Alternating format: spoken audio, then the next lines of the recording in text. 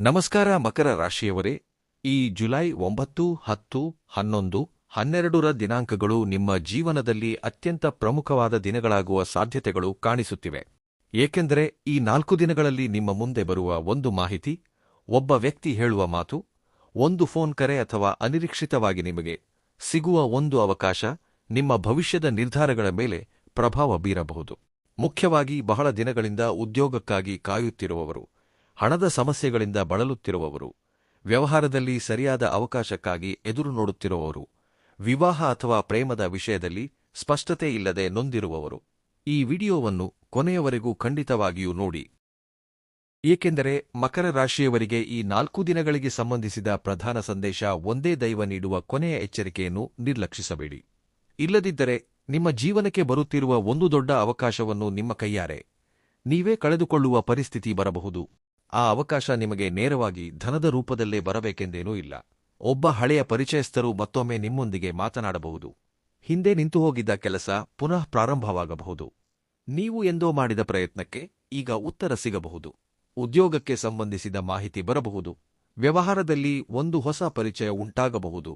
ಕುಟುಂಬದಲ್ಲಿ ಒಬ್ಬ ವ್ಯಕ್ತಿ ನೀಡುವ ಸಲಹೆ ನಿಮ್ಮ ಸಮಸ್ಯೆಗೆ ಪರಿಹಾರ ತೋರಿಸಬಹುದು. ಆದರೆ ಕೋಪ, ಅಹಂಕಾರ, ಭಯ ಅಥವಾ ಅನುಮಾನದ ಕಾರಣದಿಂದ ಅದನ್ನು ತಕ್ಷಣವೇ ತಿರಸ್ಕರಿಸಿದರೆ ಆಮೇಲೆ ಧೃತಿಗೆಡುವ ಪರಿಸ್ಥಿತಿ ಬರಬಹುದು. ಅದಕ್ಕಾಗಿಯೇ ಮಕರ ರಾಶಿಯವರು ಜುಲೈ 9 ಗುರುವಾರದಿಂದ ಜುಲೈ 12 ಭಾನುವಾರದವರೆಗೆ ಕುಟುಂಬ, ಪ್ರೀತಿ ಎಲ್ಲರಿಗೂ ನಮಸ್ಕಾರ. ಓಂ ಶಕ್ತಿ. ಗುಬ್ಬಲ ಮಂಗಮ್ಮ ತಾಯಿ ಜ್ಯೋತಿಷ್ಯಾಲಯ. ಕೇವಲ 11 ರೂಪಾಯಿಗಳ ದಕ್ಷಿಣೆಯೊಂದಿಗೆ ಗುರೂಜಿಯವರು ನಿಮಗೆ ಸಂಪೂರ್ಣ ಜ್ಯೋತಿಷ್ಯ ಹೇಳುತ್ತಾರೆ. ಗುರೂಜಿಯವರು ನನ್ನ ಸಮಸ್ಯೆಗಳಿಗೂ ಪೂಜೆಗಳನ್ನು ಮಾಡಿ ಉತ್ತಮ ಪರಿಹಾರ ನೀಡಿದ್ದಾರೆ. ನಿಮ್ಗೇನಾದರೂ ಸಮಸ್ಯೆಗಳಿದ್ದರೆ ಒಮ್ಮೆ ಕೆಳಗೆ ಕಾಣಿಸುತ್ತಿರುವ ಫೋನ್ ನಂಬರ್ಗೆ ಕರೆ ಮಾಡಿ ಪರಿಹಾರ ಪಡೆದುಕೊಳ್ಳಿ. ವಿವಾಹ, ಉದ್ಯೋಗ, ವ್ಯವಹಾರ, ಧನ, ಸಾಲಗಳು, ಆರೋಗ್ಯದ ವಿಷಯದಲ್ಲಿ ಎಂತಹ ಬದಲಾವಣೆಗಳು ಕಾಣಿಸಿಕೊಳ್ಳಲಿವೆ? ಯಾವ ದಿನ ಹೆಚ್ಚು ಜಾಗರೂಕರಾಗಿರಬೇಕು? ಯಾರ ಮಾತನ್ನು ನಿರ್ಲಕ್ಷಿಸಬಾರದು? ಯಾವ ಸಣ್ಣ ಸಂಕೇತದ ಹಿಂದೆ ಒಂದು ಒಳ್ಳೆಯ ಅವಕಾಶ ಅಡಗಿರಬಹುದು? ಶುಭ ಫಲಿತಾಂಶಗಳಿಗಾಗಿ ಯಾವ ದೇವಸ್ಥಾನವನ್ನು ದರ್ಶಿಸಬೇಕು, ಯಾವ ಪರಿಹಾರವನ್ನು ಪಾಲಿಸಬೇಕು ಎಂಬ ಪ್ರಮುಖ ವಿಷಯಗಳನ್ನು ಈ ವಿಡಿಯೋದಲ್ಲಿ ವಿವರವಾಗಿ ತಿಳಿದುಕೊಳ್ಳೋಣ. ನೀವಿನ್ನೂ ನಮ್ಮ ಶ್ರೀಭಕ್ತಿ ಜ್ಯೋತಿಷ್ಯ ಲೋಕ ಚಾನೆಲ್ ಅನ್ನು ಸಬ್ಸ್ಕ್ರೈಬ್ ಮಾಡಿಕೊಳ್ಳದಿದ್ದರೆ ಈಗಲೇ ಸಬ್ಸ್ಕ್ರೈಬ್ ಮಾಡಿಕೊಂಡು ಪಕ್ಕದಲ್ಲೇ ಇರುವ ಬೆಲ್ ಗುರುತನ್ನು ಒತ್ತಿ. ನಾವು ಹೇಳುವ ರಾಶಿಫಲಗಳು ನಿಮ್ಮ ಜೀವನದಲ್ಲಿ ನಡೆಯುತ್ತಿವೆಯೇ ಇಲ್ಲವೇ? ಈ ವಿಡಿಯೋದಲ್ಲಿ ಹೇಳಿದ ಫಲಿತಾಂಶಗಳು ನಿಮಗೆ ಅನುಭವಕ್ಕೆ ಬರುತ್ತಿವೆಯೇ ಇಲ್ಲವೇ ಎಂಬುದನ್ನು ಖಂಡಿತವಾಗಿಯೂ ಕಮೆಂಟ್ನಲ್ಲಿ ತಿಳಿಸಿ. ನಿಮ್ಮ ಅನುಭವವನ್ನು ಕಮೆಂಟ್ನಲ್ಲಿ ಹೇಳುವುದರಿಂದ ಮುಂದಿನ ವಿಡಿಯೋಗಳನ್ನು ಮತ್ತಷ್ಟು ಉಪಯುಕ್ತವಾಗಿ ರೂಪಿಸಲು ಸಹಾಯವಾಗುತ್ತದೆ. ಈಗ ತಡ ಮಾಡದೆ ಜುಲೈ 9, 10, 11, 12ರ ದಿನಾಂಕಗಳಲ್ಲಿ ಮಕರ ರಾಶಿಯವರ ಜೀವನದಲ್ಲಿ ಕಾಣಿಸಲಿರುವ ಪ್ರಮುಖ ಬದಲಾವಣೆಗಳು, ದೈವ ನೀಡುತ್ತಿರುವ ಎಚ್ಚರಿಕೆ ಮತ್ತು ನೀವು ಮಿಸ್ ಮಾಡಿಕೊಳ್ಳಬಾರದ ಆ ಅವಕಾಶ ಏನೆಂಬುದನ್ನು ಒಂದೊಂದಾಗಿ ತಿಳಿದುಕೊಳ್ಳೋಣ. ಮಕರ ರಾಶಿಯವರು ಸಾಮಾನ್ಯವಾಗಿ ಯಾವುದೇ ವಿಷಯವನ್ನು ಬೇಗನೆ ನಂಬುವುದಿಲ್ಲ.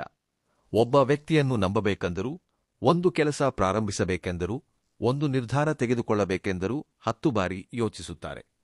ಈ ಸ್ವಭಾವವು ಹಲವು ಸಂದರ್ಭಗಳಲ್ಲಿ ನಿಮ್ಮನ್ನು ನಷ್ಟಗಳಿಂದ ರಕ್ಷಿಸುತ್ತದೆ. ಆದರೆ ಜುಲೈ 9, 10, 11, 12ರ ದಿನಾಂಕಗಳಲ್ಲಿ ಇದೇ ಸ್ವಭಾವದ ಕಾರಣದಿಂದ ನಿಮ್ಮ ಮುಂದೆ ಬಂದ ಒಳ್ಳೆಯ ಅವಕಾಶವನ್ನು ತಡವಾಗಿ ಗುರುತಿಸುವ ಪರಿಸ್ಥಿತಿ ಉಂಟಾಗಬಹುದು. ಅದಕ್ಕಾಗಿಯೇ ಈ 4 ದಿನಗಳಲ್ಲಿ ನಿಮಗೆ ಬರುವ ಪ್ರತಿ ಮಾಹಿತಿಯನ್ನು ಜಾಗರೂಕತೆಯಿಂದ ಪರಿಶೀಲಿಸಬೇಕು. ಯಾರೋ ಒಬ್ಬರು ಹೇಳಿದ ಮಾತು ಮೊದಲಿಗೆ ಸಾಮಾನ್ಯವಾಗಿ ಅನಿಸಿದರೂ ಅದರ ಹಿಂದೆ ನಿಮಗೆ ಉಪಯುಕ್ತವಾಗುವ ವಿಷಯ ಇರಬಹುದು. ಮಕರ ರಾಶಿಯವರು ಜೀವನದಲ್ಲಿ ಎಷ್ಟೋ ಬಾರಿ ಇತರರನ್ನು ನಂಬಿ ಕಷ್ಟಪಟ್ಟ ಅನುಭವ ಹೊಂದಿರುತ್ತಾರೆ. ಅದಕ್ಕಾಗಿಯೇ ಈಗ ಯಾರಾದರೂ ಒಳ್ಳೆಯ ವಿಷಯ ಹೇಳಿದರೂ ಮೊದಲಿಗೆ ಅನುಮಾನಿಸುವ ಸ್ವಭಾವ ಹೆಚ್ಚಾಗಿರಬಹುದು. ಹಿಂದೆ ನಡೆದ ಒಂದು ಘಟನೆಯನ್ನು ನೆನಪಿಸಿಕೊಂಡು ಈಗ ಬರುವ ಅವಕಾಶವನ್ನು ಸಹ ಅದೇ ರೀತಿ ನೋಡಬೇಡಿ. ಪ್ರತಿ ವ್ಯಕ್ತಿಯೂ ಒಂದೇ ತರ ಇರುವುದಿಲ್ಲ. ಪ್ರತಿ ಪರಿಸ್ಥಿತಿಯೂ ಒಂದೇ ತರ ಇರುವುದಿಲ್ಲ. ಪರಿಶೀಲಿಸಿ, ನಿಜಾಸಂಗತಿಗಳನ್ನು ತಿಳಿದುಕೊಳ್ಳಿ, ಆ ಬಳಿಕ ನಿರ್ಧಾರ ತೆಗೆದುಕೊಳ್ಳಿ. ಆದರೆ ತಿಳಿದುಕೊಳ್ಳದೆಯೇ ಬೇಡ ಎಂದು ಹೇಳುವುದು ಮಾತ್ರ ಈ ಸಮಯದಲ್ಲಿ ಒಳ್ಳೆಯದಲ್ಲ. ನಿಮಗೊಂದು ವಿಶೇಷ ಲಕ್ಷಣವಿದೆ. ಕಷ್ಟಗಳು ಬಂದಾಗ ಹೊರಗೆ ಹೇಳಿಕೊಳ್ಳದೆ ನೀವೇ ಸಹಿಸಿಕೊಳ್ಳುತ್ತೀರಿ. ಮನೆಯಲ್ಲಿ ಸಮಸ್ಯೆ ಇದ್ದರೂ ನಗುತ್ತಾ ಕಾಣಿಸುತ್ತೀರಿ. ಹಣದ ಇಕ್ಕಟ್ಟು ಇದ್ದರೂ ಇತರರಿಗೆ ತಿಳಿಯಲು ಬಿಡುವುದಿಲ್ಲ. ಮನಸ್ಸಿನಲ್ಲಿ ನೋವಿದ್ದರೂ ಯಾರ ಮುಂದೆಯೂ ಕಣ್ಣೀರು ಹಾಕಲು ಇಷ್ಟಪಡುವುದಿಲ್ಲ. ಈ ಕಾರಣದಿಂದ ನಿಮ್ಮ ಸುತ್ತಮುತ್ತಲಿರುವವರು ನಿಮಗೆ ಯಾವುದೇ ಸಮಸ್ಯೆ ಇಲ್ಲ ಎಂದು ಭಾವಿಸುತ್ತಾರೆ. ಜುಲೈ 9ರಿಂದ 12ರ ನಡುವೆ ನಿಮಗೆ ಸಹಾಯ ಮಾಡಬೇಕೆಂದು ಭಾವಿಸುವ ವ್ಯಕ್ತಿಗೆ ನಿಮ್ಮ ಪರಿಸ್ಥಿತಿ ತಿಳಿಯದೇ ಇರಬಹುದು. ಅಗತ್ಯವಿರುವ ಕಡೆ ನಿಮ್ಮ ಸಮಸ್ಯೆಯನ್ನು ಸ್ಪಷ್ಟವಾಗಿ ಹೇಳುವುದು ತಪ್ಪಲ್ಲ. ಈ ಸಮಯದಲ್ಲಿ ನಿಮ್ಮ ಮನಸ್ಸಿನಲ್ಲಿ ಒಂದು ಆಲೋಚನೆ ಪದೇ ಪದೇ ಸುಳಿದಾಡುತ್ತಿರಬಹುದು. ಉದ್ಯೋಗ ಬದಲಾಯಿಸಬೇಕೇ? ವ್ಯವಹಾರದಲ್ಲಿ ಹೊಸ ಪ್ರಯತ್ನ ಮಾಡಬೇಕೇ? ಸಾಲವನ್ನು ಹೇಗೆ ತೀರಿಸಬೇಕು? ಕುಟುಂಬದಲ್ಲಿ ಒಬ್ಬರ ಜೊತೆ ಮಾತನಾಡಬೇಕೇ? ಒಬ್ಬ ಹಳೆಯ ವ್ಯಕ್ತಿಯನ್ನು ಮತ್ತೆ ಸಂಪರ್ಕಿಸಬೇಕೇ ಎಂಬ ಆಲೋಚನೆಗಳು ಬರಬಹುದು. ಇವುಗಳನ್ನು ಭಯದಿಂದ ಹತ್ತಿಕ್ಕದೆ ಪ್ರಶಾಂತವಾಗಿ ಯೋಚಿಸಿ. ನಿಮಗೆ ಉಪಯುಕ್ತವಾಗುವ ನಿರ್ಧಾರಕ್ಕೆ ದಾರಿ ತೋರುವ ಸೂಚನೆ ಇವುಗಳಲ್ಲಿ ಇರಬಹುದು. ಜುಲೈ 9ರಂದು ನಿಮಗೆ ಬರುವ ಒಂದು ಮಾತನ್ನು ತಕ್ಷಣವೇ ತಿರಸ್ಕರಿಸಬೇಡಿ. ಜುಲೈ 10ರಂದು ಕುಟುಂಬ ಸದಸ್ಯರ ಅಭಿಪ್ರಾಯವನ್ನು ಪೂರ್ತಿಯಾಗಿ ಆಲಿಸಿ. ಜುಲೈ 11ರಂದು ಕೋಪದಿಂದ ಮಾತನಾಡದೇ ಇರುವುದು ತುಂಬಾ ಮುಖ್ಯ. ಜುಲೈ 12ರಂದು ಭವಿಷ್ಯಕ್ಕೆ ಸಂಬಂಧಿಸಿದ ಒಂದು ನಿರ್ಧಾರದ ಮೇಲೆ ಸ್ಪಷ್ಟತೆ ಸಿಗುವ ಸಾಧ್ಯತೆಯಿದೆ. ಈ 4 ದಿನಗಳಲ್ಲಿ ದೈವ ನಿಮಗೆ ನೀಡುವ ಎಚ್ಚರಿಕೆ ಹೆದರಿಸಲು ಅಲ್ಲ, ನಿಮಗೆ ಬಂದ ಅವಕಾಶವನ್ನು ನಿಮ್ಮ ಸ್ವಭಾವದಲ್ಲಿನ ಹಠಮಾರಿತನದಿಂದ ಕಳೆದುಕೊಳ್ಳಬೇಡಿ ಎಂಬ ಸೂಚನೆ ಎಂದು ಭಾವಿಸಬೇಕು. ಮಕರ ರಾಶಿಯವರಿಗೆ ಜೀವನದಲ್ಲಿ ನಾನಾ ವಿಷಯಗಳು ತಕ್ಷಣವೇ ನಡೆಯುವುದಿಲ್ಲ. ನೀವು ಒಂದು ಕೆಲಸಕ್ಕಾಗಿ ಪ್ರಯತ್ನಿಸಿದರೆ ಫಲಿತಾಂಶ ಬರಲು ಸಮಯ ಹಿಡಿಯುತ್ತದೆ. ಇತರರಿಗೆ ಸುಲಭವಾಗಿ ಸಿಗುವ ವಿಷಯ ನಿಮಗೆ ತಡವಾಗಿ ಸಿಗಬಹುದು. ಇದರಿಂದ ಕೆಲವೊಮ್ಮೆ ನಿಮ್ಮಲ್ಲಿ ನಿರಾಶೆ ಹೆಚ್ಚಾಗುತ್ತದೆ. ಎಷ್ಟು ಪ್ರಯತ್ನಿಸಿದರೂ ನನ್ನ ಜೀವನದಲ್ಲಿ ಬದಲಾವಣೆ ಬರುತ್ತಿಲ್ಲ ಎಂಬ ಭಾವನೆ ಮೂಡುತ್ತದೆ. ಆದರೆ ಜುಲೈ 9ರಿಂದ 12ರ ನಡುವೆ ನಿಂತು ಹೋಗಿದ್ದ ಕೆಲವು ವಿಷಯಗಳಲ್ಲಿ ಸಣ್ಣ ಚಲನೆ ಕಾಣಿಸುವ ಸಾಧ್ಯತೆಯಿದೆ. ನೀವು ಹಿಂದೆ ಒಂದು ಉದ್ಯೋಗಕ್ಕೆ ಅರ್ಜಿ ಸಲ್ಲಿಸಿ ಮರೆತು ಹೋಗಿರಬಹುದು. ಒಬ್ಬ ವ್ಯಕ್ತಿಯನ್ನು ಸಹಾಯ ಕೇಳಿ ಉತ್ತರ ಬಾರದೆ ಬಿಟ್ಟಿರಬಹುದು. ವ್ಯವಹಾರಕ್ಕೆ ಸಂಬಂಧಿಸಿದ ಒಂದು ಚರ್ಚೆ ಮಧ್ಯದಲ್ಲಿ ನಿಂತು ಹೋಗಿರಬಹುದು. ಮನೆ ನಿರ್ಮಾಣ, ನಿವೇಶನ, ವಾಹನ ಅಥವಾ ಕುಟುಂಬಕ್ಕೆ ಸಂಬಂಧಿಸಿದ ಒಂದು ನಿರ್ಧಾರ ಮುಂದೂಡಲ್ಪಡುತ್ತಾ ಇರಬಹುದು. ಈಗ ಅವುಗಳಲ್ಲಿ ಯಾವುದೋ ಒಂದು ವಿಷಯ ಮತ್ತೆ ನಿಮ್ಮ ಮುಂದೆ ಬರುವ ಸಾಧ್ಯತೆಯಿದೆ. ಇಲ್ಲಿ ನೀವು ಮಾಡಬೇಕಾಗಿರುವುದು ಒಂದೇ, ಹಿಂದೆ ತಡವಾಯಿತೆಂಬ ಕೋಪದಿಂದ ಈಗ ಬಂದ ಮಾರ್ಗವನ್ನು ಮುಚ್ಚಬೇಡಿ. ಈ ಸಮಯದಲ್ಲಿ ಹಿರಿಯರ ಮಾತು ನಿಮಗೆ ಉಪಯುಕ್ತವಾಗುತ್ತದೆ. ಮುಖ್ಯವಾಗಿ ಅನುಭವವಿರುವ ವ್ಯಕ್ತಿ ನೀಡುವ ಸಲಹೆಯನ್ನು ಹಗುರವಾಗಿ ಕಾಣಬೇಡಿ. ನನಗೆ ಎಲ್ಲವೂ ತಿಳಿದಿದೆ ಎಂಬ ಭಾವನೆಯಿಂದ ಅವರ ಮಾತನ್ನು ಪಕ್ಕಕ್ಕಿಟ್ಟರೆ ಒಂದು ಪ್ರಮುಖ ವಿಷಯ ತಿಳಿಯದೆ ಹೋಗಬಹುದು. ಕೆಲವೊಮ್ಮೆ ನಮ್ಮ ಸಮಸ್ಯೆಗೆ ಪರಿಹಾರ ನಮಗೆ ತುಂಬಾ ಹತ್ತಿರದಲ್ಲೇ ಇರುತ್ತದೆ, ಆದರೆ ನಾವು ದೂರದಲ್ಲಿ ಹುಡುಕುತ್ತಿರುತ್ತೇವೆ. ಈ 4 ದಿನಗಳಲ್ಲಿಯೂ ಅಂತಹ ಪರಿಸ್ಥಿತಿ ಬರಬಹುದು. ನೀವು ಒಂದು ನಿರ್ಧಾರ ತೆಗೆದುಕೊಳ್ಳುವ ಮುನ್ನ 2 ವಿಷಯಗಳನ್ನು ನೋಡಬೇಕು. ಮೊದಲನೆಯದು, ಈ ಕೆಲಸ ನಿಜವಾಗಿಯೂ ನಿಮಗೆ ಉಪಯುಕ್ತವಾಗುತ್ತದೆಯೇ? ಎರಡನೆಯದು, ಭಯದಿಂದಲೇ ನೀವು ಹಿಂದೆ ಸರಿಯುತ್ತಿದ್ದೀರಾ? ನಿಜವಾದ ಅಪಾಯವಿದ್ದರೆ ಖಂಡಿತವಾಗಿಯೂ ಜಾಗರೂಕರಾಗಿರಬೇಕು. ಆದರೆ ಕೇವಲ ಹಿಂದೆ ವಿಫಲನಾಗಿದ್ದೇನೆ ಎಂಬ ಕಾರಣಕ್ಕೆ ಹೊಸ ಪ್ರಯತ್ನ ಮಾಡದೇ ಇರುವುದು ಒಳ್ಳೆಯದಲ್ಲ. ಜುಲೈ 11 ಶನಿವಾರದ ದಿನ ನಿಮ್ಮ ತಾಳ್ಮೆಗೆ ಪರೀಕ್ಷೆ ಎದುರಾಗುವ ಸಾಧ್ಯತೆ ಇದೆ. ನೀವು ಎದುರು ನೋಡುತ್ತಿರುವ ಕೆಲಸ ಮತ್ತಷ್ಟು ತಡವಾಗುತ್ತದೆ ಎಂದು ತಿಳಿದರೂ ಆವೇಶಕ್ಕೊಳಗಾಗಬೇಡಿ. ತಡವಾಗುವುದೆಂದರೆ ಕೆಲಸ ಪೂರ್ತಿಯಾಗಿ ನಿಂತುಹೋಗಿದೆ ಎಂದಲ್ಲ. ಅದೇ ದಿನ ಒಬ್ಬ ವ್ಯಕ್ತಿಯೊಂದಿಗೆ ಮಾತನಾಡುವ ವಿಷಯದಲ್ಲಿ ಜಾಗ್ರತೆ ಅಗತ್ಯ. ನೀವು ಆಡುವ ಒಂದು ಕಠಿಣ ಮಾತು ಆಮೇಲೆ ಸರಿಪಡಿಸಿಕೊಳ್ಳಲು ಹೆಚ್ಚು ಸಮಯ ತಗಲಬಹುದು. ಈ ಸಮಯದಲ್ಲಿ ಮಾತಿನ ಮೇಲೆ ನಿಯಂತ್ರಣವಿಡುವುದು ಕೂಡ ಒಂದು ಪರಿಹಾರದಂತೆ ಕೆಲಸ ಮಾಡುತ್ತದೆ. ಮಕರ ರಾಶಿಯವರು ಕುಟುಂಬಕ್ಕಾಗಿ ತುಂಬಾ ಕಷ್ಟಪಡುತ್ತಾರೆ. ಆದರೆ ನೀವು ಪಟ್ಟ ಕಷ್ಟವನ್ನು ಪದೇ ಪದೇ ಹೇಳಿಕೊಳ್ಳುವುದು ನಿಮಗೆ ಇಷ್ಟವಿರುವುದಿಲ್ಲ. ಮನೆಯ ಖರ್ಚುಗಳು, ಮಕ್ಕಳ ಅಗತ್ಯಗಳು, ಸಾಲಗಳು, ಭವಿಷ್ಯದ ಜವಾಬ್ದಾರಿಗಳು ಎಲ್ಲವನ್ನೂ ನಿಮ್ಮ ಮನಸ್ಸಿನಲ್ಲಿಟ್ಟುಕೊಂಡು ಸಾಗುತ್ತೀರಿ. ಈ ಕಾರಣದಿಂದ ಕೆಲವೊಮ್ಮೆ ನಿಮ್ಮಲ್ಲಿ ಒತ್ತಡ ಹೆಚ್ಚಾಗುತ್ತದೆ. ಆ ಒತ್ತಡವನ್ನು ಕುಟುಂಬ ಸದಸ್ಯರ ಮೇಲೆ ಕೋಪವಾಗಿ ತೋರಿಸುವ ಪರಿಸ್ಥಿತಿ ಉಂಟಾಗುತ್ತದೆ. ಜುಲೈ 9ರಿಂದ 12ರವರೆಗೆ ಈ ವಿಷಯದಲ್ಲಿ ಜಾಗ್ರತೆ ಅಗತ್ಯ. ಮನೆಯಲ್ಲಿ ಒಂದು ಸಣ್ಣ ವಿಷಯದ ಮೇಲೆ ಚರ್ಚೆ ಶುರುವಾಗಿ ಹಳೆಯ ವಿಷಯಗಳವರೆಗೆ ಹೋಗುವ ಸಾಧ್ಯತೆಯಿದೆ. ಮುಖ್ಯವಾಗಿ ಹಣದ ಖರ್ಚು, ಸಂಬಂಧಿಕರಿಗೆ ಮಾಡಿದ ಸಹಾಯ, ಮಕ್ಕಳ ಓದು ಅಥವಾ ಮನೆಯ ಜವಾಬ್ದಾರಿಗಳ ಬಗ್ಗೆ ಮಾತುಗಳು ಬರಬಹುದು. ನೀವು ಹಿಂದೆ ನಡೆದ ಪ್ರತಿ ವಿಷಯವನ್ನು ಮತ್ತೆ ನೆನಪಿಸಿದರೆ ಸಮಸ್ಯೆ ಹೆಚ್ಚಾಗುತ್ತದೆ. ಈಗ ಇರುವ ಸಮಸ್ಯೆಗೆ ಮಾತ್ರ ಪರಿಹಾರ ಹುಡುಕಿ. 10 ವರ್ಷಗಳ ಹಿಂದೆ ನಡೆದ ವಿಷಯವನ್ನು ತಂದು ಮಾತನಾಡುವುದರಿಂದ ಉಪಯೋಗವಿಲ್ಲ. ನಿಮ್ಮ ಕುಟುಂಬದಲ್ಲಿ ಒಬ್ಬ ವ್ಯಕ್ತಿ ನಿಮ್ಮೊಂದಿಗೆ ಒಂದು ಪ್ರಮುಖ ವಿಷಯ ಮಾತನಾಡಲು ಪ್ರಯತ್ನಿಸಬಹುದು. ಅವರು ಹೇಳುವ ವಿಧಾನ ನಿಮಗೆ ಇಷ್ಟವಾಗದೇ ಇರಬಹುದು. ಆದರೆ ಮಾತು ಹೇಳುವ ವಿಧಾನವನ್ನಲ್ಲದೆ ಆ ಮಾತಿನಲ್ಲಿರುವ ವಿಷಯವನ್ನು ಗಮನಿಸಿ. ನಿಮ್ಮ ಮಕ್ಕಳು ಏನಾದರೂ ಹೇಳಲು ಬಯಸಿದರೆ ಕೇಳಿ. ಜೀವನ ಸಂಗಾತಿ ಖರ್ಚುಗಳ ಬಗ್ಗೆ ಅಥವಾ ಭವಿಷ್ಯದ ಬಗ್ಗೆ ಮಾತನಾಡಿದರೆ ಮಧ್ಯದಲ್ಲಿ ನಿಲ್ಲಿಸದೆ ಪೂರ್ತಿಯಾಗಿ ಆಲಿಸಿ. ವಯಸ್ಸಿನಲ್ಲಿ ದೊಡ್ಡವರು ಒಂದು ಎಚ್ಚರಿಕೆ ನೀಡಿದರೆ ಅದನ್ನು ನಿರ್ಲಕ್ಷಿಸಬೇಡಿ. ಕುಟುಂಬದಲ್ಲಿ ತುಂಬಾ ಕಾಲದಿಂದ ಮಾತನಾಡದೇ ಇದ್ದ ಇಬ್ಬರ ನಡುವೆ ಮತ್ತೆ ಮಾತುಕತೆ ಪ್ರಾರಂಭವಾಗುವ ಸಾಧ್ಯತೆಯೂ ಇದೆ. ನೀವು ಮಧ್ಯಸ್ಥಗಾರರಾಗಿ ಇರಬೇಕಾಗಿ ಬಂದರೆ ಒಬ್ಬರ ಮಾತು ಮಾತ್ರ ಕೇಳಿ ನಿರ್ಧಾರ ಹೇಳಬೇಡಿ. ಇಬ್ಬರ ಮಾತುಗಳನ್ನು ಕೇಳಿದ ನಂತರವೇ ಮಾತನಾಡಿ. ನಿಮ್ಮ ಒಂದು ಒಳ್ಳೆಯ ಮಾತಿನಿಂದ ಕುಟುಂಬದಲ್ಲಿ ದೂರವಾಗಿದ್ದ ಇಬ್ಬರೂ ಹತ್ತಿರವಾಗುವ ಅವಕಾಶವಿದೆ. ಮನೆಯ ವಾತಾವರಣ ಪ್ರಶಾಂತವಾಗಿರಬೇಕಾದರೆ ಈ 4 ದಿನಗಳಲ್ಲಿ ರಾತ್ರಿಯ ಸಮಯದಲ್ಲಿ ಅನಗತ್ಯ ವಾದಗಳನ್ನು ಕಡಿಮೆ ಮಾಡಿ. ಆಯಾಸಗೊಂಡಿರುವಾಗ ಆಡಿದ ಮಾತುಗಳು ಹಲವು ಸಂದರ್ಭಗಳಲ್ಲಿ ತಪ್ಪಾಗಿ ಅರ್ಥವಾಗುತ್ತವೆ. ಪ್ರಮುಖ ವಿಷಯಗಳನ್ನು ಪ್ರಶಾಂತವಾಗಿರುವ ಸಮಯದಲ್ಲಿ ಮಾತನಾಡಿ. ಕುಟುಂಬದಲ್ಲಿ ನಿಮಗೆ ತಿಳಿಯದಂತೆ ಯಾರಾದರೂ ಆರ್ಥಿಕ ಒತ್ತಡದಲ್ಲಿದ್ದರೆ ಅವರಿಗೆ ಧೈರ್ಯ ಹೇಳಿ. ತಕ್ಷಣವೇ ಹಣ ನೀಡಲು ಸಾಧ್ಯವಾಗದಿದ್ದರೂ ಸರಿಯಾದ ಮಾರ್ಗ ತೋರಿಸುವುದು ಕೂಡ ಒಂದು ಸಹಾಯವೇ. ನಿಮ್ಮ ಜೀವನಕ್ಕೆ ಬರುವ ದೊಡ್ಡ ಅವಕಾಶ ಕೆಲವೊಮ್ಮೆ ಕುಟುಂಬ ಸದಸ್ಯರ ಮೂಲಕವೇ ಬರಬಹುದು. ಸಂಬಂಧಿಕರು ನೀಡುವ ಉದ್ಯೋಗದ ಮಾಹಿತಿ, ಜೀವನ ಸಂಗಾತಿ ಹೇಳುವ ವ್ಯವಹಾರದ ಆಲೋಚನೆ, ಮಕ್ಕಳು ನೀಡುವ ಹೊಸ ಮಾಹಿತಿ ಅಥವಾ ಹಿರಿಯರ ಪರಿಚಯದ ಮೂಲಕ ಬರುವ ಅವಕಾಶವಿರಬಹುದು. ಅದಕ್ಕಾಗಿಯೇ ಮನೆಯಲ್ಲಿ ಹೇಳುವ ಪ್ರತಿ ಮಾತನ್ನು ನಿರ್ಲಕ್ಷಿಸದೆ ಅಗತ್ಯವಿರುವ ವಿಷಯವನ್ನು ಗುರುತಿಸಿ. ಪ್ರೀತಿಯಲ್ಲಿರುವ ಮಕರ ರಾಶಿಯವರಿಗೆ ಒಂದು ವಿಷಯ ಅರ್ಥವಾಗಬೇಕು. ನೀವು ಪ್ರೀತಿಸಿದ ವ್ಯಕ್ತಿಯ ಮೇಲೆ ಎಷ್ಟೇ ಪ್ರೀತಿ ಇದ್ದರೂ ಅದನ್ನು ಹೊರಗೆ ಹೇಳದಿದ್ದರೆ ಎದುರಿನ ವ್ಯಕ್ತಿಗೆ ಅರ್ಥವಾಗದೇ ಇರಬಹುದು. ನೀವು ಮನಸ್ಸಿನಲ್ಲಿ ಪ್ರೀತಿಯನ್ನಿಟ್ಟುಕೊಂಡು ಮೌನವಾಗಿರುತ್ತೀರಿ. ಎದುರಿನ ವ್ಯಕ್ತಿ ಮಾತ್ರ ನನ್ನನ್ನು ಪಟ್ಟಿಸಿಕೊಳ್ಳುತ್ತಿಲ್ಲ ಎಂದು ಅಂದುಕೊಳ್ಳುವ ಸಾಧ್ಯತೆಯಿದೆ. ಜುಲೈ 9ರಿಂದ 12ರ ನಡುವೆ ಈ ರೀತಿಯ ತಪ್ಪು ತಿಳುವಳಿಕೆಗಳು ಹೆಚ್ಚಾಗದಂತೆ ನೋಡಿಕೊಳ್ಳಬೇಕು. ಪ್ರೀತಿಸಿದ ವ್ಯಕ್ತಿಯಿಂದ ಉತ್ತರ ತಡವಾಗಿ ಬಂದರೆ ತಕ್ಷಣವೇ ಅನುಮಾನಿಸಬೇಡಿ. ಅವರ ಪರಿಸ್ಥಿತಿ ಏನೆಂಬುದನ್ನು ತಿಳಿದುಕೊಳ್ಳಿ. ಒಂದು ಸಣ್ಣ ವಿಷಯದ ಬಗ್ಗೆ ನೇರವಾಗಿ ಕೇಳದೆ ನೀವೇ ಒಂದು ನಿರ್ಧಾರಕ್ಕೆ ಬರುವುದರಿಂದ ಸಂಬಂಧದಲ್ಲಿ ದೂರ ಹೆಚ್ಚಾಗುತ್ತದೆ. ಮುಖ್ಯವಾಗಿ ಇತರರ ಮಾತುಗಳನ್ನು ಕೇಳಿ ಪ್ರೀತಿಸಿದ ವ್ಯಕ್ತಿಯನ್ನು ಪ್ರಶ್ನಿಸುವುದು ಒಳ್ಳೆಯದಲ್ಲ. ನಿಜ ತಿಳಿಯಬೇಕಾದರೆ ಸಂಬಂಧಪಟ್ಟ ವ್ಯಕ್ತಿಯೊಂದಿಗೆ ಪ್ರಶಾಂತವಾಗಿ ಮಾತನಾಡಿ. ಹಿಂದೆ ದೂರವಾಗಿದ್ದ ಕೆಲವರಿಗೆ ಹಳೆಯ ವ್ಯಕ್ತಿಯಿಂದ ಮಾಹಿತಿ ಬರುವ ಸಾಧ್ಯತೆಯಿದೆ. ಇಲ್ಲಿ ಭಾವುಕರಾಗಿ ನಿರ್ಧಾರ ತೆಗೆದುಕೊಳ್ಳಬೇಡಿ. ಹಿಂದೆ ಏಕೆ ದೂರವಾದೆವು, ಈಗ ನಿಜವಾಗಿಯೂ ಬದಲಾವಣೆ ಬಂದಿದೆಯೇ, ಮತ್ತೆ ಅದೇ ಸಮಸ್ಯೆ ಬರುವ ಸಾಧ್ಯತೆಯಿದೆಯೇ ಎಂಬ ವಿಷಯಗಳನ್ನು ಯೋಚಿಸಬೇಕು. ಒಂದು ಸಂದೇಶ ಬಂದ ತಕ್ಷಣವೇ ಹಳೆಯ ಸಂಬಂಧಕ್ಕೆ ಮರಳುವುದು ಸರಿಯಾದ ನಿರ್ಧಾರವಾಗದೇ ಇರಬಹುದು. ಅದೇ ಸಮಯದಲ್ಲಿ ಅಹಂಕಾರದ ಕಾರಣದಿಂದ ನಿಜವಾದ ಬದಲಾವಣೆಯನ್ನು ಸಹ ನೋಡದೇ ಇರಬೇಡಿ. ವಿವಾಹಕ್ಕಾಗಿ ಕಾಯುತ್ತಿರುವ ಮಕರ ರಾಶಿಯವರಿಗೆ ಒಂದು ಸಂಬಂಧದ ಬಗ್ಗೆ ಚರ್ಚೆ ನಡೆಯಬಹುದು. ಮೊದಲಿಗೆ ನಿಮಗೆ ಇಷ್ಟವಾಗದ ಒಂದು ಸಣ್ಣ ಕಾರಣಕ್ಕಾಗಿ ತಕ್ಷಣವೇ ತಿರಸ್ಕರಿಸಬೇಡಿ.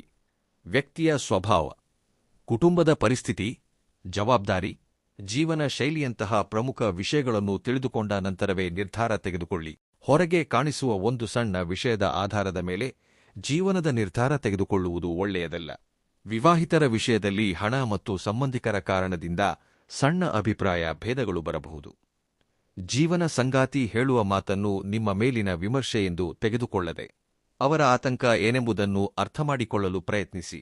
ಕೆಲವೊಮ್ಮೆ ನಿಮ್ಮ ಒಳ್ಳೆಯದಕ್ಕಾಗಿ ಹೇಳಿದ ಮಾತು ಕೂಡ ನಿಮಗೆ ಕೋಪ ತರಿಸಬಹುದು. ಆದರೆ ಆ ಕೋಪ ಕಡಿಮೆಯಾದ ನಂತರ ಯೋಚಿಸಿದರೆ ಆ ಮಾತಿನಲ್ಲಿ ಸತ್ಯ ಕಾಣಿಸಬಹುದು. ಈ ಸಮಯದಲ್ಲಿ ನಿಮಗೆ ದೈವ ನೀಡುವ ಎಚ್ಚರಿಕೆ ಏನೆಂದರೆ ನಿಜವಾಗಿಯೂ ನಿಮಗಾಗಿ ನಿಲ್ಲುವ ವ್ಯಕ್ತಿಯನ್ನು ಅಹಂಕಾರದ ಕಾರಣದಿಂದ ದೂರ ಮಾಡಿಕೊಳ್ಳಬೇಡಿ. ಅದೇ ಸಮಯದಲ್ಲಿ ನಿಮ್ಮನ್ನು ಪದೇ ಪದೇ ಬಾಧಿಸುವ ಸಂಬಂಧವನ್ನು ಕೇವಲ ಒಂಟಿಯಾಗಿರಲು ಸಾಧ್ಯವಿಲ್ಲ ಎಂಬ ಭಯದಿಂದ ಮುಂದುವರಿಸಬೇಡಿ. ಪ್ರೀತಿಯಲ್ಲಿಯೂ ಸಹ ಸ್ಪಷ್ಟತೆ, ಗೌರವ, ನಂಬಿಕೆ ಅಗತ್ಯ. ಉದ್ಯೋಗ ಮಾಡುತ್ತಿರುವ ಮಕರ ರಾಶಿಯವರಿಗೆ ಜುಲೈ 9ರಿಂದ 12ರ ನಡುವೆ ಕೆಲಸದ ಒತ್ತಡ ಕೊಂಚ ಹೆಚ್ಚಾಗಿ ಅನಿಸಬಹುದು. ನಿಮಗೆ ಸಂಬಂಧವಿಲ್ಲದ ಕೆಲಸವನ್ನು ಸಹ ನಿಮ್ಮ ಮೇಲೆ ಹಾಕಿದ್ದಾರೆ ಎಂದು ಅನಿಸಬಹುದು. ಎಲ್ಲರ ಕೆಲಸವನ್ನು ನಾನೇ ಏಕೆ ಮಾಡಬೇಕು ಎಂಬ ಕೋಪ ಬರಬಹುದು. ಆದರೆ ನೀವು ತೆಗೆದುಕೊಳ್ಳುವ ಪ್ರತಿ ಹೆಚ್ಚುವರಿ ಜವಾಬ್ದಾರಿಯನ್ನು ನಷ್ಟವೆಂದು ಮಾತ್ರ ನೋಡಬೇಡಿ. ಕೆಲವು ಜವಾಬ್ದಾರಿಗಳು ನಿಮ್ಮ ಸಾಮರ್ಥ್ಯವನ್ನು ಮೇಲಧಿಕಾರಿಗಳಿಗೆ ತೋರಿಸುವ ಅವಕಾಶವನ್ನು ನೀಡುತ್ತವೆ. ಹಾಗೆಂದು ಪ್ರತಿ ಕೆಲಸವನ್ನು ಮೌನವಾಗಿ ಒಪ್ಪಿಕೊಳ್ಳಬೇಕೆಂದೂ ಇಲ್ಲ. ನಿಮಗೆ ಸಾಧ್ಯವಾಗುವ ಕೆಲಸವೆಷ್ಟು, ಎಷ್ಟು ಸಮಯ ಬೇಕು, ಎಷ್ಟು ಅಗತ್ಯ, ಎಲ್ಲಿ ಸಹಾಯ ಬೇಕು ಎಂಬ ವಿಷಯವನ್ನು ಸ್ಪಷ್ಟವಾಗಿ ಹೇಳಬೇಕು. ಕೋಪದಿಂದ ಮಾತನಾಡದೆ ನಿಮ್ಮ ಪರಿಸ್ಥಿತಿಯನ್ನು ವಿವರಿಸಬೇಕು. ನೀವು ಮಾಡಿದ ಕೆಲಸಕ್ಕೆ ಸಂಬಂಧಿಸಿದ ವಿವರಗಳನ್ನು ಜಾಗರೂಕತೆಯಿಂದ ಇಟ್ಟುಕೊಳ್ಳಿ. ಏಕೆಂದರೆ ಆಮೇಲೆ ನಿಮ್ಮ ಕೆಲಸದ ಬಗ್ಗೆ ಪ್ರಶ್ನೆ ಬಂದಾಗ ನಿಮ್ಮ ಬಳಿ ಸ್ಪಷ್ಟವಾದ ಮಾಹಿತಿ ಇರಬೇಕು. ಉದ್ಯೋಗ ಬದಲಾವಣೆಗಾಗಿ ಕಾಯುತ್ತಿರುವವರಿಗೆ ಹಳೆಯ ಪರಿಚಯದ ಮೂಲಕ ಒಂದು ಮಾಹಿತಿ ಬರಬಹುದು. ನೀವು ಹಿಂದೆ ಜೊತೆಯಾಗಿ ಕೆಲಸ ಮಾಡಿದ ವ್ಯಕ್ತಿ, ಹಳೆಯ ಸ್ನೇಹಿತ ಅಥವಾ ಸಂಬಂಧಿಕರ ಮೂಲಕ ಉದ್ಯೋಗದ ಅವಕಾಶದ ಬಗ್ಗೆ ತಿಳಿದುಕೊಳ್ಳುವ ಸಾಧ್ಯತೆಯಿದೆ. ಇದು ನನಗೆ ಸರಿಹೊಂದುವುದಿಲ್ಲ ಎಂದು ಪೂರ್ತಿ ವಿವರಗಳನ್ನು ತಿಳಿದುಕೊಳ್ಳದೆಯೇ ಕೈಬಿಡಬೇಡಿ. ಕೆಲಸದ ಸ್ವರೂಪ, ಬೆಳವಣಿಗೆ, ಭವಿಷ್ಯದ ಅವಕಾಶಗಳು, ಕಲಿಯುವ ವಿಷಯಗಳು ಎಲ್ಲವನ್ನೂ ತಿಳಿದುಕೊಂಡ ನಂತರವೇ ನಿರ್ಧಾರ ತೆಗೆದುಕೊಳ್ಳಿ. ಉದ್ಯೋಗವಿಲ್ಲದ ಮಕರ ರಾಶಿಯವರು ಈ ಸಮಯದಲ್ಲಿ ನಿರಾಶೆಗೆ ಒಳಗಾಗದೆ ಪ್ರಯತ್ನಗಳನ್ನು ಮುಂದುವರಿಸಬೇಕು. ಒಂದೇ ತರಹದ ಉದ್ಯೋಗಗಳಿಗಾಗಿ ಮಾತ್ರ ಪ್ರಯತ್ನಿಸದೆ ನಿಮಗೆ ತಿಳಿದಿರುವ ಕೆಲಸಗಳಿಗೆ ಸಂಬಂಧಿಸಿದ ಇತರ ಅವಕಾಶಗಳನ್ನು ಸಹ ನೋಡಿ. ಸಣ್ಣ ಸಂಸ್ಥೆಯಲ್ಲಿ ಪ್ರಾರಂಭವಾದ ಕೆಲಸ ಆಮೇಲೆ ದೊಡ್ಡ ಅವಕಾಶಕ್ಕೆ ದಾರಿ ತೋರಿಸಬಹುದು. ಮೊದಲ ಮೆಟ್ಟಿಲು ಸಣ್ಣದಾಗಿದೆ ಎಂದು ಹದ್ದದಿದ್ದರೆ ಮೇಲಕ್ಕೆ ಹೋಗುವುದು ಸಾಧ್ಯವಿಲ್ಲ. ಜುಲೈ 10 ಶುಕ್ರವಾರದಂದು ಸಹೋದ್ಯೋಗಿಗಳೊಂದಿಗೆ ಮಾತನಾಡುವಾಗ ಜಾಗರೂಕರಾಗಿರಿ. ಕಚೇರಿಯಲ್ಲಿ ಒಬ್ಬರ ಬಗ್ಗೆ ಮತ್ತೊಬ್ಬರ ಬಳಿ ಮಾತನಾಡುವುದು ಆಮೇಲೆ ಸಮಸ್ಯೆಯಾಗಿ ಪರಿಣಮಿಸಬಹುದು. ನಿಮ್ಮ ಕೆಲಸದ ಮೇಲೆ ಗಮನವಿಡಿ. ಜುಲೈ 11 ಶನಿವಾರದಂದು ಕೆಲಸದ ಒತ್ತಡವಿದ್ದರೂ ಕೋಪದಿಂದ ಉದ್ಯೋಗ ಬಿಡುತ್ತೇನೆ ಎಂಬ ನಿರ್ಧಾರ ತೆಗೆದುಕೊಳ್ಳಬೇಡಿ. ಮೊದಲಿಗೆ ಪರ್ಯಾಯ ಮಾರ್ಗವನ್ನು ಸಿದ್ಧಪಡಿಸಿಕೊಂಡ ನಂತರವಷ್ಟೇ ದೊಡ್ಡ ನಿರ್ಧಾರ ತೆಗೆದುಕೊಳ್ಳುವುದು ಒಳ್ಳೆಯದು. ಜುಲೈ 12 ಭಾನುವಾರದಂದು ನಿಮ್ಮ ವೃತ್ತಿ ಭವಿಷ್ಯದ ಬಗ್ಗೆ ಪ್ರಶಾಂತವಾಗಿ ಯೋಚಿಸಿ. ನೀವು ಮಾಡುತ್ತಿರುವ ಕೆಲಸದಲ್ಲಿ ಬೆಳೆಯಲು ಯಾವ ಹೊಸ ಕೌಶಲ್ಯ ಅಗತ್ಯವಿದೆಯೋ ಅದನ್ನು ಗುರುತಿಸಿ. ನಿಮಗೆ ತಿಳಿಯದ ವಿಷಯವನ್ನು ಕಲಿಯಲು ಸಂಕೋಚಪಡಬೇಡಿ. ವಯಸ್ಸು ಎಷ್ಟೇ ಆದರೂ ಹೊಸ ವಿಷಯವನ್ನು ಕಲಿಯಬಹುದು. ಕೆಲವೊಮ್ಮೆ ನಿಮ್ಮ ಜೀವನದಲ್ಲಿ ಬರುವ ದೊಡ್ಡ ಅವಕಾಶ ಒಂದು ಹೊಸ ಉದ್ಯೋಗ ಪ್ರಕಟಣೆಯ ರೂಪದಲ್ಲಿ ಬಾರದೆ ಒಂದು ಹೊಸ ಕೌಶಲ್ಯ ಕಲಿಯಬೇಕೆಂಬ ಆಲೋಚನೆ ರೂಪದಲ್ಲಿ ಪ್ರಾರಂಭವಾಗುತ್ತದೆ. ಈ ಸಮಯದಲ್ಲಿ ನಿಮಗೆ ಬರುವ ಒಂದು ಫೋನ್ ಕರೆ, ಒಂದು ಸಂದೇಶ, ಒಂದು ಪರಿಚಯ ಅಥವಾ ಒಂದು ಸಣ್ಣ ಜವಾಬ್ದಾರಿಯನ್ನು ಹಗುರವಾಗಿ ಅಂದಾಜಿಸಬೇಡಿ. ಎಲ್ಲಾ ವಿವರಗಳನ್ನು ತಿಳಿದುಕೊಂಡು ಸತ್ಯಾಸತ್ಯತೆಗಳನ್ನು ಪರಿಶೀಲಿಸಿ ನಿಮಗೆ ಸರಿಯೆನಿಸಿದರೆ ಧೈರ್ಯವಾಗಿ ಮುನ್ನಡೆಯಿರಿ. ಏಕೆಂದರೆ ಅವಕಾಶದ ಬಾಗಿಲು ತೆರೆದಾಗ ಭಯದಿಂದ ಬಾಗಿಲು ಮುಚ್ಚಿಕೊಳ್ಳುವುದು ಕೂಡ ಒಂದು ರೀತಿಯ ನಷ್ಟವೇ. ಮಕರ ರಾಶಿಯವರು ಕೆಲಸದ ವಿಷಯದಲ್ಲಿ ತುಂಬಾ ಪಟ್ಟುಬಿಡದ ಸ್ವಭಾವದವರು. ಶರೀರ ಆಯಾಸಗೊಂಡಿದ್ದರೂ ಕೆಲಸ ಪೂರ್ತಿ ಮಾಡಬೇಕೆಂದು ಅಂದುಕೊಳ್ಳುತ್ತಾರೆ. ಕುಟುಂಬದಲ್ಲಿ ಯಾರಿಗಾದರೂ ಅಗತ್ಯವಿದ್ದರೆ ತಮ್ಮ ವಿಶ್ರಾಂತಿಯನ್ನೂ ಸಹ ಪಕ್ಕಕ್ಕಿಡುತ್ತಾರೆ. ಆದರೆ ಜುಲೈ 9 ರಿಂದ 12 ನಡುವೆ ಶರೀರಕ್ಕೆ ಸರಿಯಾದ ವಿಶ್ರಾಂತಿ ನೀಡುವುದು ಅಗತ್ಯ. ಮುಖ್ಯವಾಗಿ ನಿದ್ರೆಯ ಸಮಯ ಬದಲಾಗುವುದು, ಊಟ ತಡವಾಗುವುದು, ನೀರು ಕಡಿಮೆ ಕುಡಿಯುವುದರಿಂದ ಆಯಾಸ ಹೆಚ್ಚಾಗುವ ಸಾಧ್ಯತೆಯಿದೆ. ಮುಂಜಾನೆ ಏಳುತ್ತಲೇ ತಕ್ಷಣ ಸಮಸ್ಯೆಗಳ ಬಗ್ಗೆ ಯೋಚಿಸುವುದನ್ನು ಕಡಿಮೆ ಮಾಡಿ. ಸ್ವಲ್ಪ ಸಮಯ ಪ್ರಶಾಂತವಾಗಿ ಕೂರುವುದು, ನಡೆಯುವುದು ಅಥವಾ ನಿಮಗೆ ಇಷ್ಟವಾದ ದೈವನಾಮವನ್ನು ಸ್ಮರಿಸುವುದು ಮನಸ್ಸಿಗೆ ಪ್ರಶಾಂತತೆ ನೀಡುತ್ತದೆ. ನೀವು ಇಡೀ ದಿನ ದೈಹಿಕವಾಗಿ ಕೆಲಸ ಮಾಡುವವರಾಗಿದ್ದರೂ ಅಥವಾ ಒಂದೇ ಕಡೆ ಕುಳಿತು ಕೆಲಸ ಮಾಡುವವರಾಗಿದ್ದರೂ ಶರೀರಕ್ಕೆ ತಕ್ಕ ಚಲನೆ ಅಗತ್ಯ. ಕೆಲವರಿಗೆ ಕೆಲಸದ ಒತ್ತಡದ ಕಾರಣದಿಂದ ಕಿರಿಕಿರಿ ಹೆಚ್ಚಾಗಬಹುದು. ಸಣ್ಣ ಮಾತಿಗೆ ಕೋಪ ಬರುವುದು, ರಾತ್ರಿ ನಿದ್ದೆ ಬಾರದಿರುವುದು, ಒಂದೇ ವಿಷಯವನ್ನು ಪದೇ ಪದೇ ಯೋಚಿಸುವುದರಿಂದ ಕುಟುಂಬದಲ್ಲಿಯೂ ಪ್ರಶಾಂತತೆ ಕಡಿಮೆಯಾಗುತ್ತದೆ. ಸಮಸ್ಯೆಯ ಪರಿಹಾರಕ್ಕಾಗಿ ಯೋಚಿಸುವುದು ಅಗತ್ಯವೇ ಆದರೆ ಇಡೀ ದಿನ ಅದೇ ವಿಷಯದ ಬಗ್ಗೆ ಯೋಚಿಸಿದರೆ ಶರೀರವೂ ಸಹ ಆಯಾಸಗೊಳ್ಳುತ್ತದೆ. ಪರಿಹರಿಸಬಹುದಾದ ವಿಷಯಕ್ಕಾಗಿ ಕೆಲಸ ಮಾಡಿ. ತಕ್ಷಣವೇ ಪರಿಹಾರವಿಲ್ಲದ ವಿಷಯಕ್ಕೆ ಸ್ವಲ್ಪ ಸಮಯ ಕೊಡಿ. ಆರೋಗ್ಯಕ್ಕೆ ಸಂಬಂಧಿಸಿದ ತೊಂದರೆ ತುಂಬಾ ಕಾಲದಿಂದ ಮುಂದುವರಿಯುತ್ತಿದ್ದರೆ ನಿರ್ಲಕ್ಷಿಸದೆ ತಕ್ಕ ವೈದ್ಯಕೀಯ ಸಲಹೆ ಪಡೆಯಬೇಕು. ಕೇವಲ ಭಯದಿಂದ ಪರೀಕ್ಷೆಗಳನ್ನು ಮುಂದೂಡುವುದು ಒಳ್ಳೆಯದಲ್ಲ. ಹಾಗೆಯೇ ಸಣ್ಣ ಅಸ್ವಸ್ಥತೆಗೆ ಹೆದರಿ ಸ್ವತಃ ನಿರ್ಧಾರಗಳಿಗೆ ಬರುವುದು ಕೂಡ ಸರಿಯಲ್ಲ. ಸರಿಯಾದ ಸಲಹೆ ತೆಗೆದುಕೊಳ್ಳುವುದು ಮುಖ್ಯ. ಈ ಸಮಯದಲ್ಲಿ ದೈವ ನೀಡುವ ಎಚ್ಚರಿಕೆ ಶರೀರದ ಮೂಲಕವೂ ಬರಬಹುದು. ಆಯಾಸಗೊಂಡಾಗ ವಿಶ್ರಾಂತಿ ತೆಗೆದುಕೊಳ್ಳಿ ಎಂದು ಶರೀರ ಹೇಳುತ್ತದೆ. ಹಸಿವಾದಾಗ ಸಮಯಕ್ಕೆ ಸರಿಯಾಗಿ ಊಟ ಮಾಡಲು ನೆನಪಿಸುತ್ತದೆ. ನಿದ್ರೆ ಅಗತ್ಯವಿದ್ದಾಗ ಕಣ್ಣುಗಳಿಗೆ ವಿಶ್ರಾಂತಿ ಬೇಕೆಂದು ಸೂಚಿಸುತ್ತದೆ.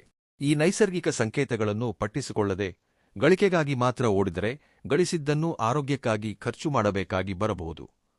ಜುಲೈ 9 ಗುರುವಾರದಂದು ಅವಕಾಶವಿದ್ದರೆ ಗುರುವನ್ನು ಸ್ಮರಿಸುವ ದೇವಾಲಯ ಅಥವಾ ನಿಮಗೆ ನಂಬಿಕೆಯಿರುವ ದೇವಸ್ಥಾನವನ್ನು ದರ್ಶಿಸಿ. ದೇವಸ್ಥಾನಕ್ಕೆ ಹೋಗಲು ಸಾಧ್ಯವಾಗದವರು ಮನೆಯಲ್ಲೇ ದೀಪ ಹಚ್ಚಿ ಹಿರಿಯರ ಆಶೀರ್ವಾದ ಪಡೆಯಬಹುದು. ಆ ದಿನ ನಿಮಗೆ ವಿದ್ಯೆ ಕಲಿಸಿದ ಗುರುವನ್ನು ಅಥವಾ ಜೀವನದಲ್ಲಿ ಒಳ್ಳೆಯ ಮಾರ್ಗ ತೋರಿಸಿದ ವ್ಯಕ್ತಿಯನ್ನು ನೆನಪಿಸಿಕೊಳ್ಳುವುದು ಒಳ್ಳೆಯದು. ಅವಕಾಶವಿದ್ದರೆ ಅವರೊಂದಿಗೆ ಮಾತನಾಡಿ. ಜುಲೈ 10 ಶುಕ್ರವಾರದಂದು ಅಮ್ಮನವರ ದೇವಸ್ಥಾನವನ್ನು ದರ್ಶಿಸಬಹುದು. ಲಕ್ಷ್ಮೀದೇವಿ ಅಥವಾ ಗ್ರಾಮ ದೇವತೆಯನ್ನು ಭಕ್ತಿಯಿಂದ ಪ್ರಾರ್ಥಿಸಿ. ಧನ ಬೇಕೆಂದು ಮಾತ್ರ ಕೇಳದೆ ಸಂಪಾದಿಸಿದ ಧನವನ್ನು ಸರಿಯಾಗಿ ಉಪಯೋಗಿಸುವ ಬುದ್ಧಿ ನೀಡಬೇಕೆಂದು ಪ್ರಾರ್ಥಿಸಿ. ಮನೆಯಲ್ಲಿ ಮಹಿಳೆಯರನ್ನು ಗೌರವಿಸುವುದು, ಕುಟುಂಬದಲ್ಲಿ ಅಗತ್ಯವಿರುವವರಿಗೆ ಸಹಾಯ ಮಾಡುವುದು ಕೂಡ ಒಳ್ಳೆ ಆಚರಣೆ. ಜುಲೈ 11 ಶನಿವಾರದಂದು ಮಕರ ರಾಶಿಯವರಿಗೆ ವಿಶೇಷವಾಗಿ ತಾಳ್ಮೆ ಅಗತ್ಯ. ಅವಕಾಶವಿದ್ದರೆ ಶನಿದೇವನ ದೇವಸ್ಥಾನ, ಹನುಮಂತನ ದೇವಸ್ಥಾನ ಅಥವಾ ಶಿವಾಲಯವನ್ನು ದರ್ಶಿಸಿ. ದೇವಸ್ಥಾನದಲ್ಲಿ ಎಷ್ಟು ಸಮಯ ಇದ್ದೀರಿ ಎಂಬುದಲ್ಲ ಮುಖ್ಯ, ಎಷ್ಟು ಪ್ರಶಾಂತವಾಗಿ ಪ್ರಾರ್ಥಿಸಿದಿರಿ ಎಂಬುದು ಮುಖ್ಯ.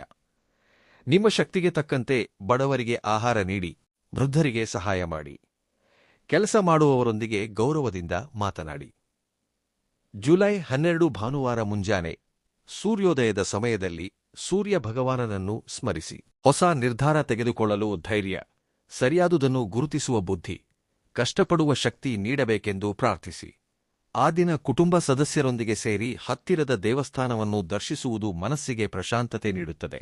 ನೀವು ದೊಡ್ಡ ಪ್ರಸಿದ್ಧ ದೇವಸ್ಥಾನಕ್ಕೆ ಹೋಗಲು ಸಾಧ್ಯವಾಗುತ್ತಿಲ್ಲ ಎಂದು ಬೇಸರಪಡುವ ಅಗತ್ಯವಿಲ್ಲ. ನಿಮ್ಮ ಗ್ರಾಮದಲ್ಲಿರುವ ಸಣ್ಣ ದೇವಸ್ಥಾನವನ್ನಾದರೂ ಭಕ್ತಿಯಿಂದ ದರ್ಶಿಸಬಹುದು. ದೈವಕ್ಕೆ ದೂರ ಮುಖ್ಯವಲ್ಲ, ನಿಮ್ಮ ಮನಸ್ಸಿನಲ್ಲಿರುವ ಪ್ರಾಮಾಣಿಕತೆ ಮುಖ್ಯ.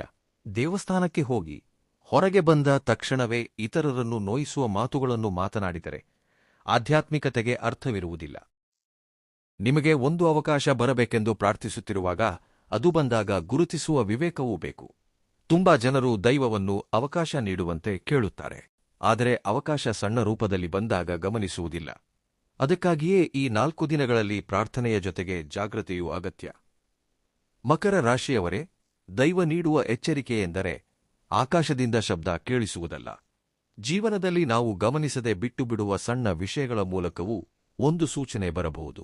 ಜುಲೈ 9 ರಿಂದ 12 ನಡುವೆ ನೀವು ಎಷ್ಟೋ ದಿನಗಳಿಂದ ಮಾತನಾಡದ ಒಬ್ಬ ವ್ಯಕ್ತಿ ಅನಿರೀಕ್ಷಿತವಾಗಿ ನಿಮ್ಮನ್ನು ಸಂಪರ್ಕಿಸಬಹುದು. ನೀವು ಹಿಂದೆ ಪ್ರಯತ್ನಿಸಿ ಕೈಬಿಟ್ಟ ಕೆಲಸಕ್ಕೆ ಸಂಬಂಧಿಸಿದ ಮಾಹಿತಿ ಬರಬಹುದು. ಅಥವಾ ನಿಮಗೆ ಹತ್ತಿರವಿರುವ ವ್ಯಕ್ತಿ ಒಂದು ಹೊಸ ಮಾರ್ಗವನ್ನು ಸೂಚಿಸಬಹುದು. ಇಲ್ಲಿ ಪ್ರಮುಖ ವಿಷಯವೇನೆಂದರೆ, ಪ್ರತಿ ಫೋನ್ ಕರೆ ದೊಡ್ಡ ಅವಕಾಶ ಎಂದು ನಂಬಬೇಕೆಂದಲ್ಲ. ಪ್ರತಿ ಮಾತಿನ ಹಿಂದೆ ಲಾಭವಿದೆ ಎಂದು ಭಾವಿಸಬೇಕೆಂದೂ ಅಲ್ಲ. ಆದರೆ ಪೂರ್ತಿ ವಿಷಯ ತಿಳಿದುಕೊಳ್ಳದೆ ತಿರಸ್ಕರಿಸಬೇಡಿ. ಸತ್ಯಾಸತ್ಯತೆಗಳನ್ನು ಪರಿಶೀಲಿಸಿ. ನಿಮಗೆ ನಂಬಿಕಸ್ಥ ವ್ಯಕ್ತಿಗಳ ಸಲಹೆ ತೆಗೆದುಕೊಳ್ಳಿ.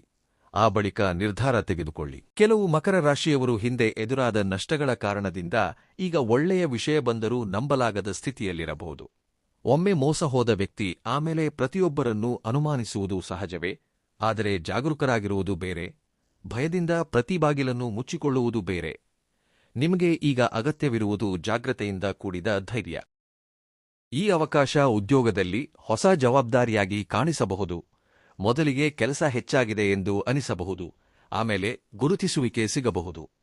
ವ್ಯವಹಾರದಲ್ಲಿ ಸಣ್ಣ ಆರ್ಡರ್ ಆಗಿ ಬರಬಹುದು. ಅದನ್ನು ಸರಿಯಾಗಿ ಪೂರ್ತಿಗೊಳಿಸಿದರೆ ಅದೇ ವ್ಯಕ್ತಿ ಮತ್ತಷ್ಟು ಕೆಲಸ ನೀಡಬಹುದು. ಕುಟುಂಬದಲ್ಲಿ ಒಂದು ಸಲಹೆಯ ರೂಪದಲ್ಲಿ ಬರಬಹುದು. ಪ್ರೀತಿಯಲ್ಲಿ ಒಂದು ಪ್ರಾಮಾಣಿಕತೆಯಿಂದ ಕೂಡಿದ ಸಂಭಾಷಣೆಯ ರೂಪದಲ್ಲಿ ಬರಬಹುದು. ಧನದ ವಿಷಯದಲ್ಲಿ ಅಗತ್ಯವಿಲ್ಲದ ಖರ್ಚನ್ನು ನಿಲ್ಲಿಸಬೇಕೆಂಬ ನಿರ್ಧಾರವಾಗಿ ಬರಬಹುದು. ಜುಲೈ 9 ಕೇಳುವ ವಿಷಯವನ್ನು ಪೂರ್ತಿಯಾಗಿ ಅರ್ಥಮಾಡಿಕೊಳ್ಳಿ. ಜುಲೈ 10 ನಿಮಗೆ ಎದುರಾಗುವ ಹೊಸ ಪರಿಚಯದಲ್ಲಿ ತಕ್ಷಣವೇ ಅಭಿಪ್ರಾಯ ಮೂಡಿಸಿಕೊಳ್ಳಬೇಡಿ. ಜುಲೈ 11 ಕೋಪದಿಂದ ತೆಗೆದುಕೊಳ್ಳುವ ನಿರ್ಧಾರವನ್ನು ಒಂದು ದಿನ ಮುಂದೂಡಿ. ಜುಲೈ 12 ನಿಮ್ಮ ಭವಿಷ್ಯಕ್ಕೆ ಉಪಯುಕ್ತವಾಗುವ ಒಂದು ಕೆಲಸ ಪ್ರಾರಂಭಿಸಲು ಯೋಜನೆ ರೂಪಿಸಿ. ನಿಮಗೆ ಹಿಂದೆ ಸಹಾಯ ಮಾಡಿದ ವ್ಯಕ್ತಿಯನ್ನು ಮರೆಯಬೇಡಿ. ಅದೇ ರೀತಿ ನಿಮ್ಮನ್ನು ಮೋಸಗೊಳಿಸಿದ ವ್ಯಕ್ತಿ ಮತ್ತೆ ಅದೇ ಮಾತುಗಳೊಂದಿಗೆ ಬಂದರೆ ಹಳೆಯ ಅನುಭವವನ್ನೂ ಸಹ ಮರೆಯಬೇಡಿ. ದೈವ ನೀಡುವ ಜ್ಞಾನ ಎಂದರೆ ಯಾರನ್ನಾದರೂ ಕುರುಡಾಗಿ ನಂಬುವುದಲ್ಲ. ಯಾರು ನಿಜವಾದವರು, ಯಾವುದು ಸರಿಯಾದ ಮಾರ್ಗ, ಎಲ್ಲಿ ನಿಲ್ಲಬೇಕು, ಯಾವಾಗ ಮುನ್ನಡೆಯಬೇಕು ಎಂಬ ವಿಷಯವನ್ನು ಅರ್ಥಮಾಡಿಕೊಳ್ಳುವುದು. ನಿಮ್ಮ ಜೀವನದಲ್ಲಿ ಒಂದು ಬಾಗಿಲು ಮುಚ್ಚಿಹೋಗಿದೆ ಎಂದು ಅಲ್ಲೇ ನಿಂತುಬಿಡಬೇಡಿ. ಕೆಲವೊಮ್ಮೆ ಮತ್ತೊಂದು ಮಾರ್ಗ ನಿಮ್ಮ ಪಕ್ಕದಲ್ಲೇ ಇರುತ್ತದೆ. ನೀವು ಅದನ್ನು ನೋಡದೆ ಮುಚ್ಚಿದ ಬಾಗಿಲಿನ ವೈಪೇ ನೋಡುತ್ತಿರುತ್ತೀರಿ. ಈ 4 ದಿನಗಳಲ್ಲಿ ನಿಮ್ಮ ದೃಷ್ಟಿಯನ್ನು ಕೊಂಚ ಬದಲಾಯಿಸಿ. ನಿಮಗೆ ತಿಳಿದಿರುವ ಕೆಲಸದಿಂದ ಮತ್ತೊಂದು ಆದಾಯದ ಮಾರ್ಗವಿದೆಯೇ ಎಂದು ನೋಡಿ. ನಿಮ್ಮ ಪರಿಚಯಸ್ಥರಲ್ಲಿ ಯಾರ ಮೂಲಕ ಒಳ್ಳೆಯ ಮಾಹಿತಿ ಸಿಗುತ್ತದೆ ಎಂದು ಯೋಚಿಸಿ. ನಿಮ್ಮಲ್ಲಿರುವ ಕೌಶಲ್ಯವನ್ನು ಉಪಯೋಗಿಸಿ ಏನಾದರೂ ಹೊಸದಾಗಿ ಮಾಡಲು ಸಾಧ್ಯವೇ ಎಂದು ಪರಿಶೀಲಿಸಿ. ದೈವ ನೀಡುವ ಕೊನೆಯ ಎಚ್ಚರಿಕೆ ಇದೇ: ಒಳ್ಳೆಯ ಅವಕಾಶ ಬಂದಾಗ ನಿರ್ಲಕ್ಷಿಸಬೇಡಿ. ಮೋಸದ ಮಾತು ಬಂದಾಗ ಆಸೆಯಿಂದ ಓಡಬೇಡಿ. ಈ ಎರಡರ ನಡುವಿನ ವ್ಯತ್ಯಾಸವನ್ನು ಗುರುತಿಸಲು ಪ್ರಶಾಂತವಾದ ಮನಸ್ಸು ಅಗತ್ಯ. ಕೋಪದಲ್ಲಿ ನಿರ್ಧಾರ ತೆಗೆದುಕೊಳ್ಳಬೇಡಿ. ಭಯದಿಂದ ಹಿಂದೆ ಸರಿಯಬೇಡಿ. ಅತ್ಯಾಸೆಯಿಂದ ಮುಂದೆ ಓಡಬೇಡಿ. ಪೂರ್ತಿಯಾಗಿ ತಿಳಿದುಕೊಂಡು ಹೆಜ್ಜೆ ಇಡಿ. ಮಕರ ರಾಶಿಯವರೇ, ನಿಮ್ಮ ಕಷ್ಟಕ್ಕೆ ಬೆಲೆ ಬರುವ ದಿನಕ್ಕಾಗಿ ನೀವು ತುಂಬಾ ಕಾಲದಿಂದ ಎದುರು ನೋಡುತ್ತಿರಬಹುದು. ನಿಮ್ಮ ಜೀವನದಲ್ಲಿ ನಡೆದ ವಿಳಂಬಗಳಿಂದ ನೀವು ಆಯಾಸಗೊಂಡಿರಬಹುದು. ಆದರೆ ಈಗ ನಿಮ್ಮ ಕೈಯಲ್ಲಿರುವ ಅವಕಾಶವನ್ನು ಗುರುತಿಸುವುದು ನಿಮ್ಮ ಜವಾಬ್ದಾರಿ. ನಿಮಗೆ ಬಂದ ಒಳ್ಳೆಯ ಸಲಹೆಯನ್ನು ಕೇಳಿ. ನಿಮಗೆ ಉಪಯುಕ್ತವಾಗುವ ಮಾಹಿತಿಯನ್ನು ಪರಿಶೀಲಿಸಿ. ನಿಮ್ಮ ಸಾಮರ್ಥ್ಯವನ್ನೂ ಕಡಿಮೆ ಅಂದಾಜಿಸಬೇಡಿ. ಮಕರ ರಾಶಿಯವರೇ, ನಿಮ್ಮ ಮನಸ್ಸಿನಲ್ಲಿ ಒಂದು ಕೋರಿಕೆ ತುಂಬಾ ದಿನಗಳಿಂದ ಇರಬಹುದು. ಕುಟುಂಬ ಪ್ರಶಾಂತವಾಗಿರಬೇಕು, ಸಾಲಗಳಿಂದ ಹೊರಬರಬೇಕು, ಒಳ್ಳೆಯ ಉದ್ಯೋಗ ಸಿಗಬೇಕು, ವ್ಯವಹಾರ ಅಭಿವೃದ್ಧಿ ಹೊಂದಬೇಕು, ಮಕ್ಕಳ ಭವಿಷ್ಯ ಚೆನ್ನಾಗಿರಬೇಕು, ಅಥವಾ ಜೀವನದಲ್ಲಿ ಒಂದು ಒಳ್ಳೆಯ ಬದಲಾವಣೆ ಬರಬೇಕು ಎಂದು ನೀವು ದೈವವನ್ನು ಪ್ರಾರ್ಥಿಸುತ್ತಿರಬಹುದು. ನಿಮ್ಮ ಪ್ರಾರ್ಥನೆಯ ಜೊತೆಗೆ ನಿಮ್ಮ ಪ್ರಯತ್ನವೂ ಮುಂದುವರಿಯಬೇಕು. ಬಾಗಿಲು ತೆರೆಯಬೇಕೆಂದು ಪ್ರಾರ್ಥಿಸುತ್ತಾ ಬಾಗಿಲು ತಟ್ಟಿದ ಶಬ್ದವನ್ನು ನಿರ್ಲಕ್ಷಿಸಬೇಡಿ. ನಿಮಗೆ ಬರುವ ಪ್ರತಿ ಅವಕಾಶವನ್ನು ಜಾಗರೂಕತೆಯಿಂದ ಪರಿಶೀಲಿಸಿ. ನಿಜವಾದದ್ದಾಗಿದ್ದರೆ ಧೈರ್ಯವಾಗಿ ಮುನ್ನಡೆಯಿರಿ. ನಿಮ್ಮ ಕುಟುಂಬದಲ್ಲಿ ಪ್ರೀತಿ ಹೆಚ್ಚಾಗಬೇಕು. ನಿಮ್ಮ ಶ್ರಮಕ್ಕೆ ತಕ್ಕ ಫಲಿತಾಂಶ ಬರಬೇಕು. ನಿಮ್ಮ ಕೈಯಲ್ಲಿ ಹಣ ನಿಲ್ಲಬೇಕು. ನಿಮ್ಮ ಆರೋಗ್ಯ ಚೆನ್ನಾಗಿರಬೇಕು. ನಿಮ್ಮ ಮನಸ್ಸಿನಲ್ಲಿರುವ ಭಯ ಕಡಿಮೆಯಾಗಬೇಕು. ಸರಿಯಾದ ಸಮಯದಲ್ಲಿ ಸರಿಯಾದ ನಿರ್ಧಾರ ತೆಗೆದುಕೊಳ್ಳುವ ಬುದ್ಧಿಯನ್ನು ದೈವ ಪ್ರಸಾದಿಸಬೇಕು. ನೀವಿನ್ನೂ ನಮ್ಮ ಶ್ರೀಭಕ್ತಿ ಜ್ಯೋತಿಷ್ಯ ಲೋಕ ಚಾನೆಲ್ ಅನ್ನು ಸಬ್ಸ್ಕ್ರೈಬ್ ಮಾಡಿಕೊಳ್ಳದಿದ್ದರೆ ಈಗಲೇ ಸಬ್ಸ್ಕ್ರೈಬ್ ಮಾಡಿಕೊಳ್ಳಿ ಮತ್ತು ಪಕ್ಕದಲ್ಲೇ ಇರುವ ಬೆಲ್ ಗುರುತನ್ನು ಒತ್ತಿ. ಈ ವಿಡಿಯೋದಲ್ಲಿ ಹೇಳಿದ ಫಲಿತಾಂಶಗಳಲ್ಲಿ ನಿಮ್ಮ ಜೀವನದಲ್ಲಿ ಯಾವುದು ನಡೆಯುತ್ತಿದೆ, ಯಾವುದು ಹೊಂದಿಕೆಯಾಗುತ್ತಿದೆ ಎಂಬುದನ್ನು ಕಮೆಂಟ್ನಲ್ಲಿ ಖಂಡಿತ ತಿಳಿಸಿ. ಭಕ್ತಿಯಿಂದ ಒಮ್ಮೆ ಓಂ ನಮಃ ಶಿವಾಯ ಎಂದು ಕಮೆಂಟ್ ಮಾಡಿ. ಪರಮೇಶ್ವರನ ಅನುಗ್ರಹದಿಂದ ನಿಮ್ಮ ಮನೆಯಲ್ಲಿ ಶಾಂತಿ, ಆರೋಗ್ಯ, ಆನಂದ, ಧನಸ್ಥಿರತೆ ಉಂಟಾಗಲೆಂದು ಆಶಿಸುತ್ತೇನೆ. ಸರ್ವೇ ಜನಾ ಸುಖಿನೋ ಭವಂತು. ಎಲ್ಲರಿಗೂ ಧನ್ಯವಾದಗಳು.